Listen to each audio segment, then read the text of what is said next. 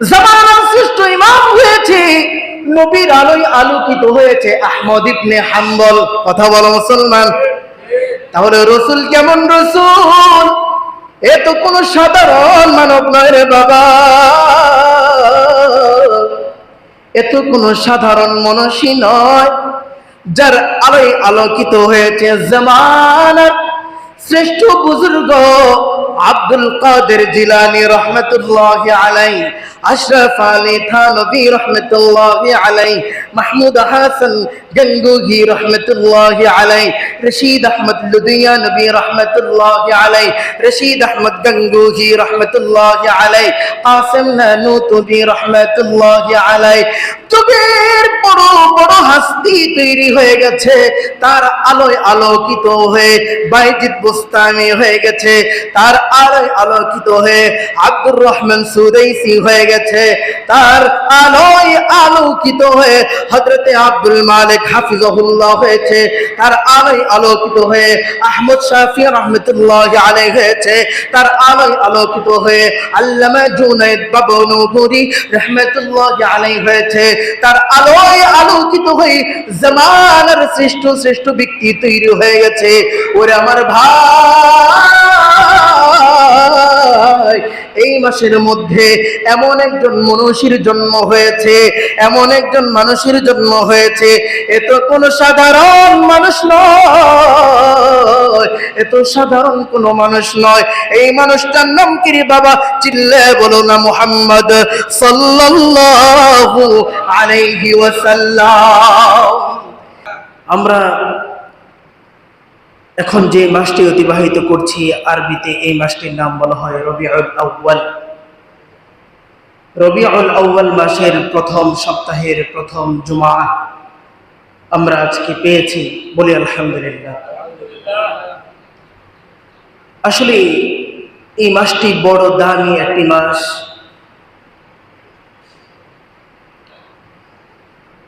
মুফাসসিরিনে কিরামের মতে, বিশেষজ্ঞদের মতে এই মাসটি হচ্ছে আল্লাহর রাসূলের দুনিয়াতে আগমনের মাস। সুবহানাল্লাহ। এটা হলো এমন একটি মাস যে মাস নবী দুনিয়ায় আগমন করেছে। বহু আলোচনা হয়েছে, আলহামদুলিল্লাহ এই সপ্তাহ থেকে আমরা নিয়ম করে নবীর সিরাত সম্পর্কে জানবো, নবীর জীবনী সম্পর্কে আমরা জানতে পারবো ইনশাআল্লাহ। আল্লাহ রাসূল সাল্লাল্লাহু আলাইহি ওয়াসাল্লামের মিলাদ হয়েছিল, রাসূলের জন্ম হয়েছিল এই মাসে। আজ থেকে প্রায় ১৫০০ বছর আগে দুনিয়ার জমিনে মহামানবদের শ্রেষ্ঠ মানব, দু জাহানের সরদার, আকায়ে রমতার তাজদার, রহমাতাল লিল আলামিন নবী মুহাম্মদ সাল্লাল্লাহু আলাইহি ওয়াসাল্লাম দুনিয়াতে আগমন করেছেন। সকলে বলে সাল্লাল্লাহু আলাইহি ওয়াসাল্লাম। নবীর আগমনের মাস বড় দামি মাস। তো তিনি এমন এক মানব ছিলেন, মহামানব ছিলেন, যিনি এমন এক মনীষী ছিলেন, যিনি এত দামি ব্যক্তি ছিলেন, যাকে আল্লাহ রাব্বুল আলামিন খুদ নিজেই বলে ওয়ামা আরসালনাকা ইল্লা রাহমাতাল লিল আলামিন। আল্লাহু আকবার। আল্লাহ রাব্বুল আলামিন বলেন ওয়ামা আরসালনাকা ইল্লা রাহমাতাল লিল আলামিন। সূরাতুল ফাতিহার শুরুতে বলেন আলহামদুলিল্লাহি রাব্বিল আলামিন।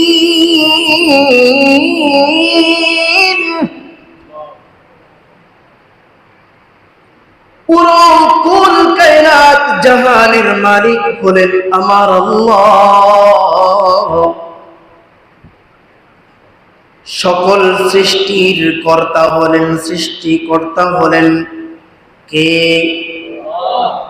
আল্লাহ।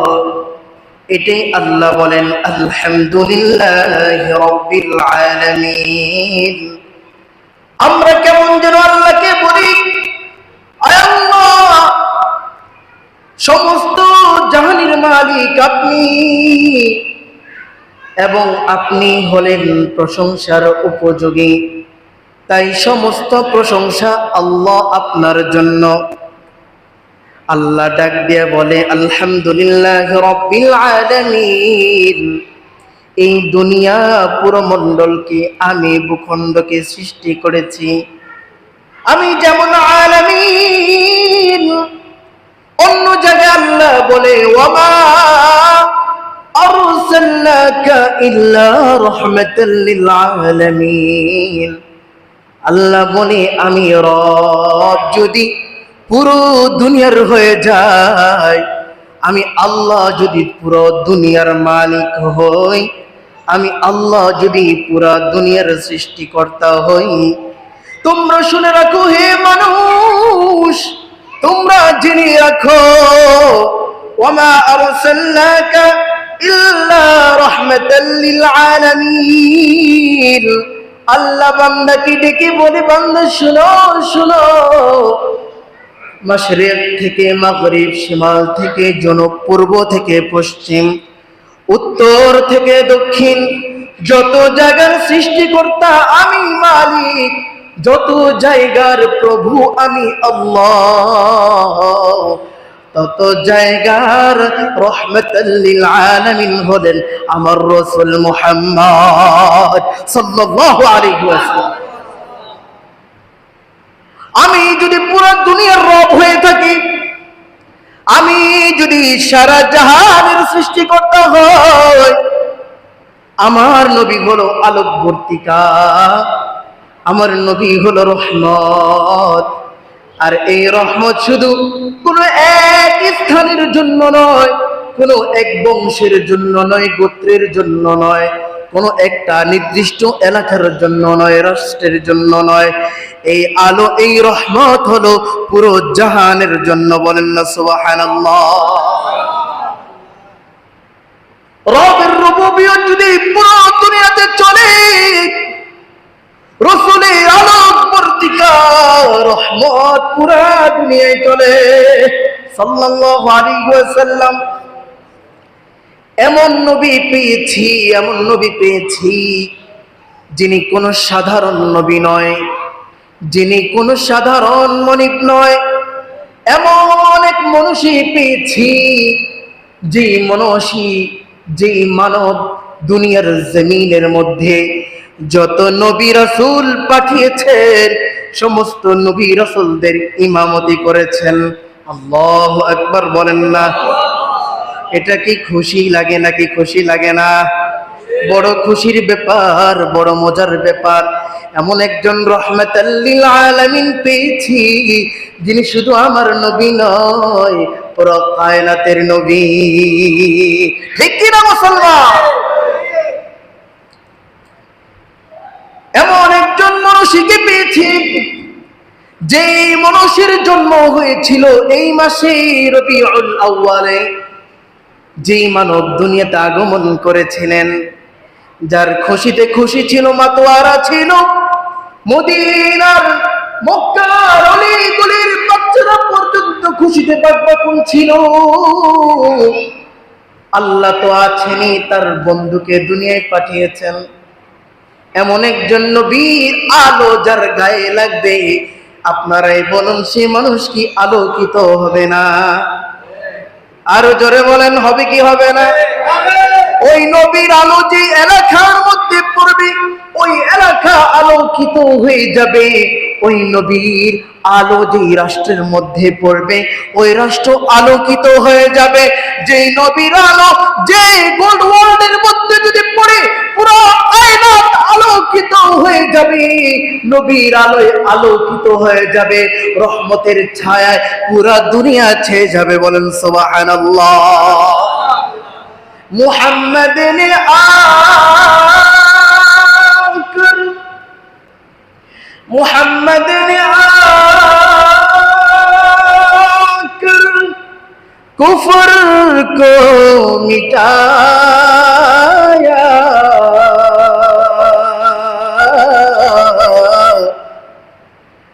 कुफर को मिटाकर सदाकत बताया सल्लल्लाहु अलैहि ওয়াসাল্লাম। এমন একজন নবী পেয়েছি, এমন একজন রাহমাতুল লিল আলামিন পেয়েছি, যিনি দুনিয়াতে আগমনের পরে দাওয়াতের মেহনত এমন ভাবে করেছে তার আলোয় দুনিয়া আলোকিত হয়ে গিয়েছে। অনেক কুফর ছিল, অনেক মুশরিকরা ছিল, তারা কাবার মধ্যে 360টা মূর্তি ঢুকাইয়া, ওই যে কালো গিলাপের ছোট্ট ঘরটা দেখেন কাবা ঘর, ওই ঘরের মধ্যে মূর্তি ঢুকাইয়া তারা সেখানে পূজা করত। কি করত? আল্লাহর এই পয়গম্বর দুনিয়াতে আসার পরে এই সমস্ত কুফরগুলো সব দুনিয়া থেকে বিদায় নিয়ে গেল এবং রাসূল সত্যের কথাগুলো মানুষের বারে বারে কাছে কাছে পৌঁছে দিয়েছেন। আল্লাহু আকবার। কত দামি নবী পেয়েছি, কত বড় নবী পেয়েছি, যিনি শুধু দুনিয়ার সর্দার নয়, যিনি জান্নাতেরও সর্দার, যিনি শুধু নবী নয়, যিনি নবীদেরও নবী, যিনি রাসূলদের রাসূল, যার উপর কোনো নবী নাই, যার উপর কোনো রাসূল নাই, যার আখলাক এত সুন্দর ছিল, যার চরিত্র এত সুন্দর ছিল। আল্লাহ রাব্বুল আলামিন কুরআনুল কারীমের মধ্যে বলে, লাকাদ কানা লাকুম ফী রাসূলিল্লাহি উসওয়াতুন হাসানাহ। আল্লাহ রাব্বুল আলামিন বলে, তোমাদের জন্য রয়েছে উত্তম আদর্শ। কার ভিতরে? আল্লাহর রাসূলের মধ্যে রয়েছে তোমাদের জন্য উত্তম আদর্শ। বলেন না সুবহানাল্লাহ। রাসূলের মধ্যে রয়েছে তোমাদের জন্য উত্তম আদর্শ, রাসূলের মধ্যে রয়েছে উত্তম আদর্শ। আল্লাহ শুধু সার্টিফিকেট এক জায়গায় দেন নাই, আল্লাহ আরেক জায়গায় ডাক দিয়ে বলেন, ওয়া ইন্নাকা লাআলা খুলুকিন আযীম। এই দুনিয়ার মানুষ তোমরা শুনে রাখো, আল্লাহর রাসূল কোন সাধারণ চরিত্রের অধিকার নয়, সাধারণ কোন চরিত্রের অধিকারী নয়। এমন চরিত্র, যে চরিত্রবান ব্যক্তি দুনিয়াতে আগেও কোনোদিন আসে নাই, সামনে আর কোনোদিন আসবে না। এমন মহামানব, এমন চরিত্রবান ব্যক্তি আর দুনিয়াতে কোনোদিন আসবে না। তিনি এমন একজন ব্যক্তি যাকে আল্লাহ নিজেই বলে, ওয়া ইন্নাকা লাআলা খুলুকিন আযীম। আল্লাহু আকবার। এমন চরিত্রের অধিকারী ছিলেন, এমন চরিত্রের অধিকারী ছিলেন, পূর্বেও কোনো দিন আসে নাই, সামনেও কোনো দিন আসবে না। এবার বুঝে থাকলে মুআজ্জাজ মুহতারাম মুসাল্লিয়ানে کرام বলবেন, ওই নবীর আলোয় আলোকিত হওয়া দরকার আছে কি নাই? আরো জোরে বলতে হবে, আছে কি নাই? আরো জোরে চিল্লে বলো, আছে কি নাই? এই রাসূলের আদর্শ যদি কোন সমাজের মধ্যে চলে আসে, কোন রাষ্ট্রের মধ্যে যদি চলে আসে, কোন ব্যক্তির মধ্যে যদি চলে আসে, তাহলে আর কোনোদিন মারামারি হবে না, কোনোদিন হানাহানি হবে না, কোনোদিন ঝগড়াঝাটি হবে না, ভাই ভাইয়ের বিরুদ্ধে যাবে না, একজন আরেকজনের সম্পদ লুণ্ঠন করবে না, একজন আরেকজনকে হত্যা করবে না। কথা বলো মুসলমান, ঠিক কিনা? রাসূলের আদর্শ এমন আদর্শ ছিল, রাসূলের আদর্শ এমন আদর্শ এই আদর্শ যে গ্রহণ করেছে সে অমর হয়ে গেছে। রাসূলুল্লাহর আদর্শ যে গ্রহণ করেছে সে অমর হয়ে গেছে, সে হযরতে আলী হয়ে গেছে, সে উসমান জিন্নুরাইন হয়ে গেছে। কথা বলো ঠিক কিনা? সে হযরতে আয়েশা হয়ে গেছে, সে ফাতিমা হয়ে গেছে, সে হাসান হোসেন হয়ে গেছে। ঠিক কি নামে ঠিক? আর জোরে বলেন। সবচেয়ে বেশি হাদিস যার থেকে বর্ণনা হয়েছে হযরতে আবু হুরায়রা রাদিয়াল্লাহু তাআলা আনহু। সে এমন একজন আলোকিত মানুষ হয়েছে, মুহাম্মাদের কদমে কদম রাখার কারণে আজকে এত পরিমাণ নাম রোশন হয়েছে। পৃথিবীর যত মুহাদ্দিসিনে কেরাম আছে, যত মুহাদ্দিসিনে কেরাম আছে, প্রত্যেকটা মুহাদ্দিসিনে কেরাম হযরতে আবু হুরায়রাকে মাইনাস করে যেতে পারে না। ঠিক না মুসলমান? তারা কার আদর্শে আদর্শবান হয়েছে? আর জোরে বলেন না মুসলমান। জবানটা খুলে বলেন না রাসূলের নামটা সাল্লাল্লাহু আলাইহি ওয়াসাল্লাম। এ মুসলমান, শুধু সাহাবাদের মধ্যে নয়, জামানার বাদশা পর্যন্ত আল্লাহ ওয়ালা হয়ে গেছেন। আপনারা সকলেই শুনেছেন বাদশা হারুনুর রশিদ, নাম শুনেছেন কিনা মুসলমান? জোরে বলেন। আর মাত্র অল্প সময় বয়ান হবে, গভীর মনোযোগ রে বাবা, গভীর মনোযোগ মুসলমান। শুধুমাত্র সাহাবায়ে কেরাম আলোকিত হয় নাই, নবীর আদর্শ গ্রহণ করবার পরে দেশের বাদশা পর্যন্ত আলোকিত হয়ে গেছে। যে বাদশার নাম হলো বাদশা হারুনুর রশিদ। নাম শুনেছি কিনা আমরা? এমন একজন বাদশা, যে বাদশা প্রতিদিন নিয়ম করে তার রাষ্ট্রীয় কার্যক্রম শেষ করে, রাষ্ট্রের কার্যক্রম শেষ করে বাদশা 100 রাকাত শুধু নফল নামাজ পড়তেন। আল্লাহু আকবার। একজন দেশের প্রধান, একজন দেশের প্রধান ফরজ নামাজ তো ঠিকই আছে, কোরআন তেলাওয়াত তো ঠিকই আছে, এর বাহিরেও রাষ্ট্রীয় কার্যক্রম শেষ করে 100 রাকাত নফল নামাজ আদায় করতেন। আল্লাহু আকবার। তাহলে নবী মুহাম্মদ কেমন ছিলেন? তিনার আলো আলোকিত হয়ে বাদশা পর্যন্ত আলোকিত হয়ে গেছে। তিনার আলোয় আলোকিত হয়ে জামানার শ্রেষ্ঠ ইমাম বনে গেছে ইমাম বুখারী, জামানার শ্রেষ্ঠ ইমাম বনে গেছে ইমাম শাফিঈ, জামানার শ্রেষ্ঠ ইমাম বনে গেছে ইমাম মালিক, জামানার শ্রেষ্ঠ ইমাম বনে গেছে নুমান ইবনে সাবিত, ইমাম আবু হানিফা রাহমাতুল্লাহি আলাইহি। জামানার শ্রেষ্ঠ ইমাম হয়েছে, নবীর আলোয় আলোকিত হয়েছে আহমদ ইবনে হাম্বল। কথা বলো মুসলমান। তাহলে রাসূল কেমন রাসূল? এ তো কোন সাধারণ মানব নয় রে বাবা,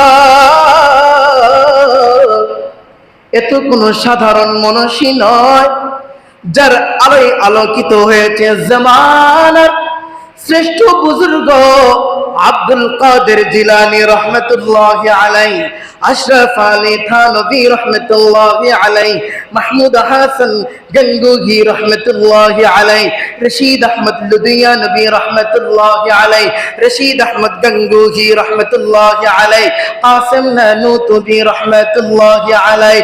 যুগের বড় বড় হাস্তি তৈরি হয়ে গেছে, তার আলোয় আলোকিত হয়ে বাইজিদ বুস্তামি হয়ে গেছে, তার আলোয় আলোকিত হয়ে আব্দুর রহমান সুদাইসি হয়ে গেছে, তার আলোয় আলোকিত হয়ে হযরতে আব্দুল মালিক হাফিজাহুল্লাহ হয়েছে, তার আলোয় আলোকিত হয়ে আহমদ শাফি রাহমাতুল্লাহি আলাইহি হয়েছে, তার আলোয় আলোকিত হয়ে আল্লামা জুনাইদ বাবনুপুরি রাহমাতুল্লাহি আলাইহি হয়েছে, তার আলোয় আলোকিত হয়ে জামানার শ্রেষ্ঠ শ্রেষ্ঠ ব্যক্তি তৈরি হয়ে গেছে।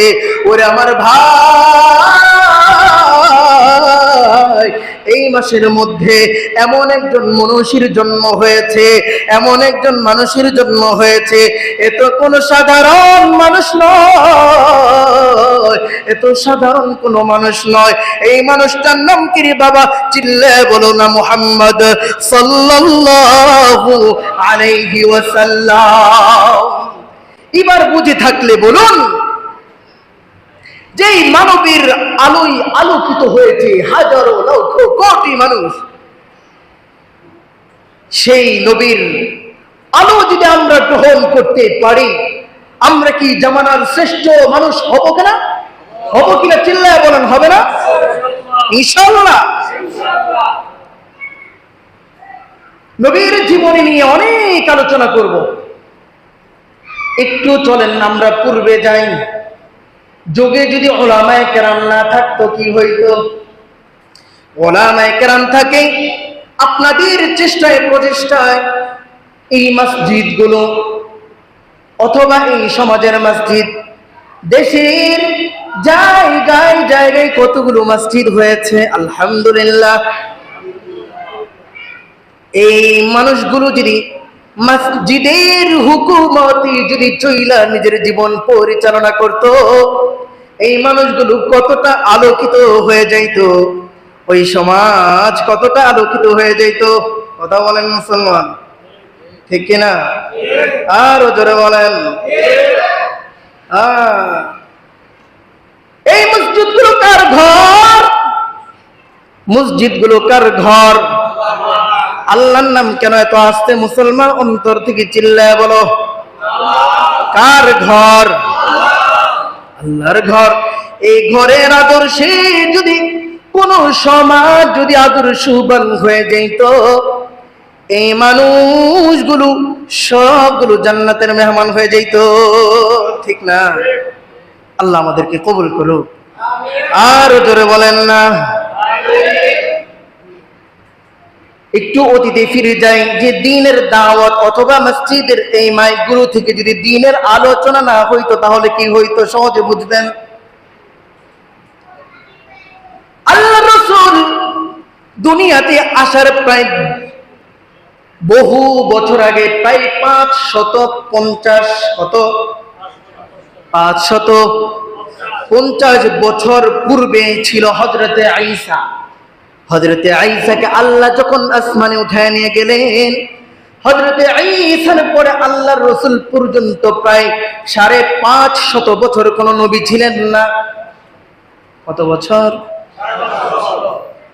550 বছর কোন নবী ছিলেন না।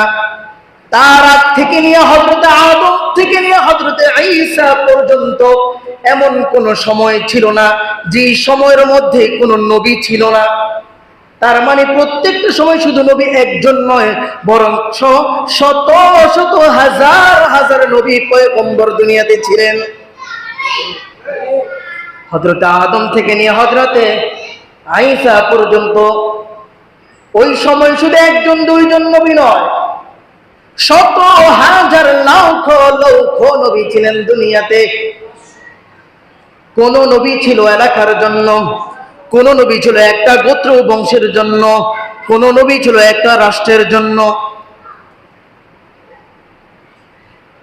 তখন একটা জামানা ছিল বনি ইসরাইলের জামানা, আমরা নাম শুনেছি। কথা বলে না মুসলমান? বনি ইসরাইলের জামানার মধ্যে কোরআনের তাফসীরের দিকে লক্ষ্য করলে দেখা যায়, বনি ইসরাইলের জামানার মধ্যে তারা তো খুব অন্য মেজাজি মানুষ ছিল, কঠিন ছিল, শুধু পেঁচাইতো। শুধু কি করতো? পেঁচাইতো। বনি ইসরাইলের জামানার মানুষ ছিল শুধু পেঁচানোর কাজ। মুসা নবী এসে একটা কথা বলতে, এটা 10টা পেঁচ না দিতে পারলে তাদের ভালো লাগতো না। আল্লাহ তাদেরকে আসমান থেকে নিয়ামত দিয়েছে, রিজিক দিয়েছে। তারা বলে এগুলো খেতে খেতে আর ভালো লাগে না, আল্লাহ আপনি আমাদেরকে ভিন্ন কিছু দেন। আল্লাহর আসমানি খাবার খাইতে ভালো লাগে না, আমাদেরকে ভিন্ন কিছু দেন। এই ছিল তাদের অবস্থা। এমন কঠিন একটা বর্বরতা ছিল, যে ঘটনা এমনও আসে যে দিনে ফজরের পরে সকালবেলা শতাধিক নবীকে একসাথে জবাই করেছে। নাউজুবিল্লাহ। একসাথে শত শত নবীকে জবাই করে দিয়েছে। এত পরিমাণ নবী ছিল। আমি খুবই সংক্ষিপ্ত করছি মুসলমান, শুনেন। একবার হযরতে মূসার কাছে তার কওম চলে গেল, যা বলে, হে মূসা, আল্লাহর কাছে যান, আমাদের জন্য একটা কিতাব চান, আসমানি কিতাব। কি কিতাব? আসমানি কিতাব।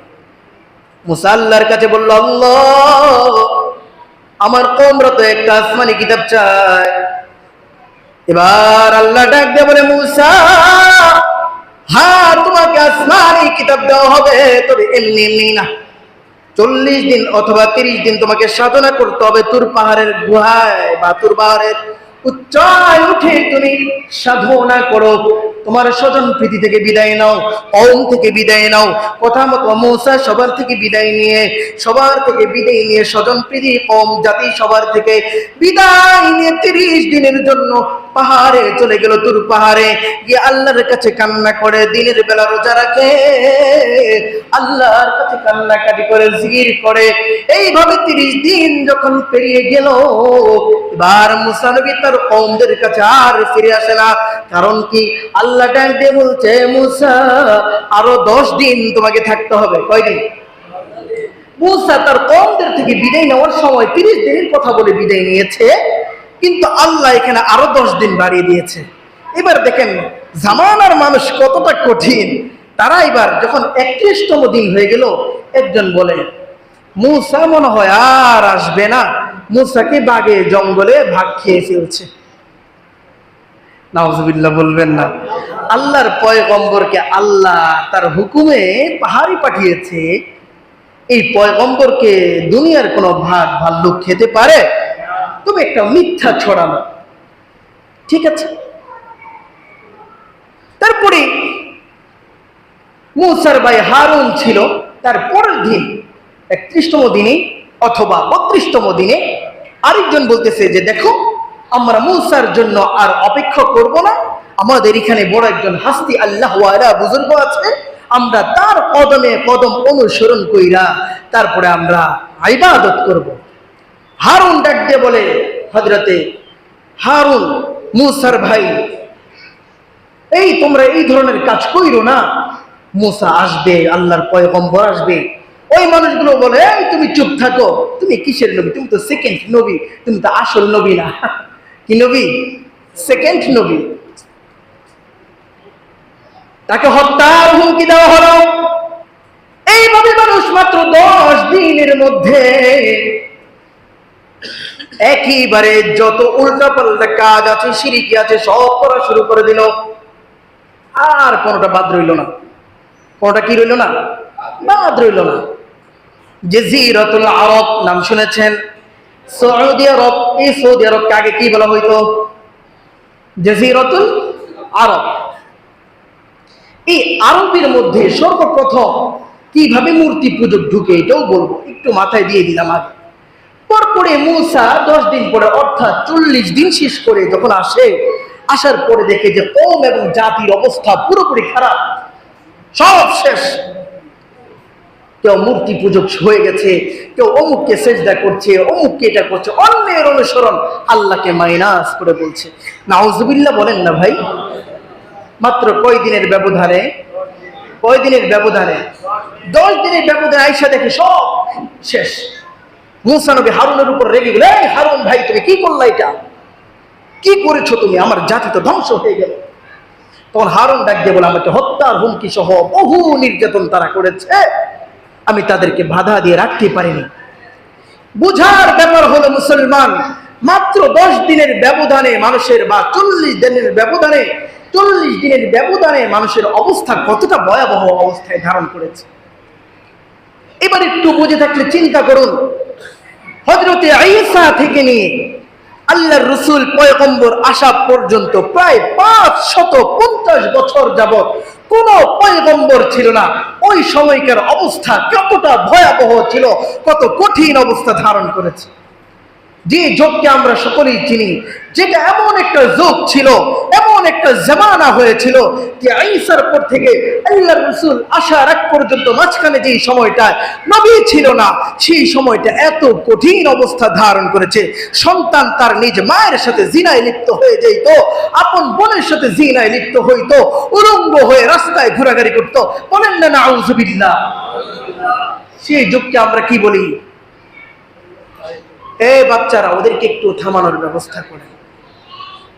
তাহলে এই অল্প সময় মুসা না থাকার দরুন এটা, আর এখানে 550 বছর যাবৎ যখন নবী ছিল না, নবী শূন্য অবস্থায় ছিল, ওই জামানা কত কঠিন ছিল, কত কঠিন ছিল।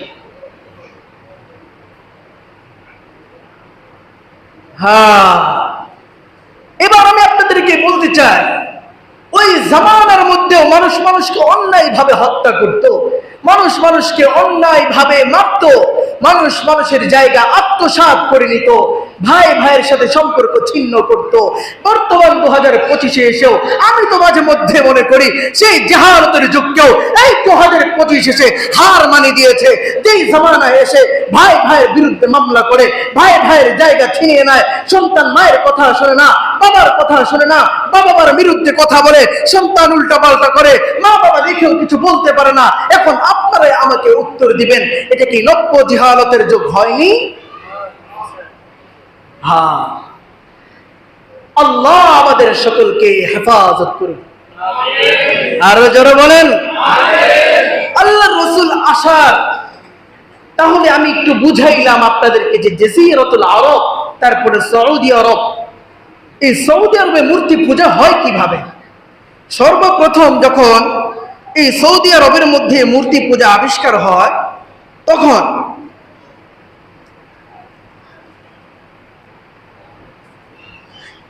একটা আরবি নাম আছে, নাম হচ্ছে আমর বিন লুহাই। আমর বিন, বলেন আমর বিন লুহাই। এই লোককে এই সৌদি আরবের মানুষ বড় বুজুর্গ ভাবতো, বুজুর্গ মনে করতো, তার কথা মতো ইবাদত করতো। খুব গুরুত্বের সাথে শুনবেন কিভাবে সৌদির মধ্যে এইভাবে কি ঢুকেছে, শিরক, প্রকাশ্য শিরক, মূর্তি পূজা ঢুকেছে। এই বান্দা, তাকে সকলে অনুকরণ করত। আমর বিন লুহাই, সে মানুষকে যেভাবে বলতো সেইভাবে মানুষ ইবাদত করত। এক পর্যায়ে সে একটা কান্ট্রিতে গেল, কোন একটা রাষ্ট্রে গেল। সেই রাষ্ট্রে যাওয়ার পরে মসজিদে নামাজ পড়ার পরে দেখে সেই জায়গায় মানুষরা নামাজ পড়ে এবং তাদের সামনে কিছু মূর্তি, স্ট্যাচু বানানো আছে, মূর্তি বানানো আছে। নামাজ শেষে তিনি জিজ্ঞাসা করলো যে এখানে তোমরা নামাজের সামনে এগুলো কি রেখেছো? তখন তারা উত্তর দিল যে আমরা তো এগুলোকে পুজো করছি না, এগুলো হচ্ছে এই যে ছবিগুলো দেখতে পাচ্ছেন, তারা হচ্ছে আমাদের এই দেশের সবচেয়ে প্রখ্যাত বড় বড় মনীষী ব্যক্তিগণ, তাদেরকে স্মরণার্থে, তাদেরকে দিয়ে আমরা আল্লাহকে স্মরণ করি। এই কারণে তাদেরকে দেখলে যেন আল্লাহকে মনে পড়ে, তাই নামাজ পড়ার পূর্বে আমরা সামনে এই মূর্তিগুলোকে রাখি। এবার বেচারা চিন্তা করলো, দেখেন শয়তান কিভাবে ধোঁকা দেয়। হাদিসের মধ্যে আছে মানুষের মধ্যে শিরিক এমন ভাবে আল্লাহ তাআলা বলেন, আল্লাহ রাসূল বলেন, মানুষের মধ্যে শিরিক এমন ভাবে অনুপ্রবেশ করবে যে পিঁপড়া যেইভাবে ঘন ঘন ভাবে হাঁটে, কেউ কোনো টের পায় না, এমন ভাবে মানুষের মধ্যে শিরিক গুলো ঢুকে যাবে, মানুষ টেরও পাবে না। দেখেন এই লোকটা চিন্তা করলো, ভালোই তো। এবার সে এখান থেকে একটি মূর্তি নিয়ে সৌদি আরবে চলে আসলো। এই সৌদি আরবে আইসা মানুষদেরকে দেখায় দেখায় সে ইবাদত করে। ইবাদতের সময় সামনে কি রাখে? মূর্তিটা রাখে। মূর্তি রেখে এবার সে পূজা করে না, বাকি মূর্তিকে দেখে কি করে? নামাজ পড়ে। মানুষ বলে, হযরত এটা কি? কয় এটা বড় একজন মনীষীর ছবি, বড় একজন আল্লাহ ওয়ালার ছবি, যাকে দেখলে আমারও আল্লাহকে মনে পড়ে, তাই তার মূর্তিটাকে সামনে রেখে আমি নামাজ পড়ি।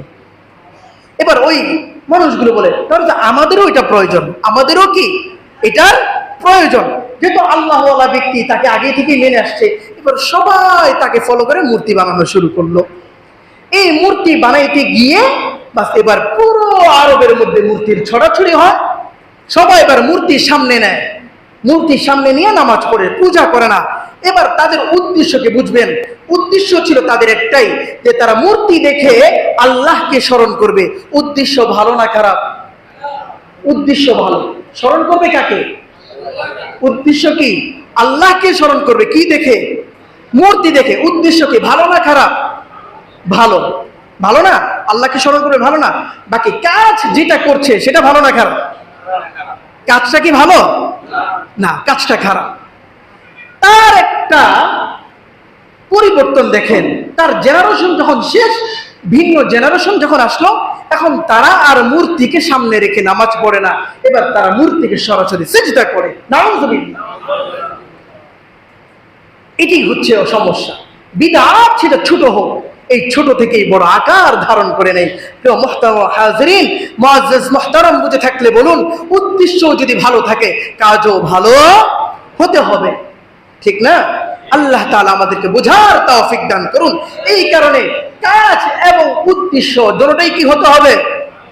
কি হতে হবে? সঠিক হতে হবে, ভালো হতে হবে। এইভাবে ইনশাআল্লাহ ধারাবাহিকভাবে নবীর সিরাত নিয়ে আমাদের আলোচনা হবে। আল্লাহ তাআলা পুরো কায়নাতকে সহ আমাদের সকলকে নবীর আলোয় আলোকিত হওয়ার তৌফিক দান করুন। নবীর রহমতে রহমত আমাদের সকলকে আল্লাহ তাআলা দান করুন। আল্লাহ তাআলা আমাদের সকলকে বুঝে আমল করবার তৌফিক দান করুন। ওয়া মা তাওফীকি ইল্লা বিল্লাহ ওয়া আখিরু দাওয়ানা আনিল হামদুলিল্লাহি রাব্বিল আলামিন। যারা ক্বাবলা আল জুমআহ 4 রাকাত সুন্নাত পড়েনি পড়েনি।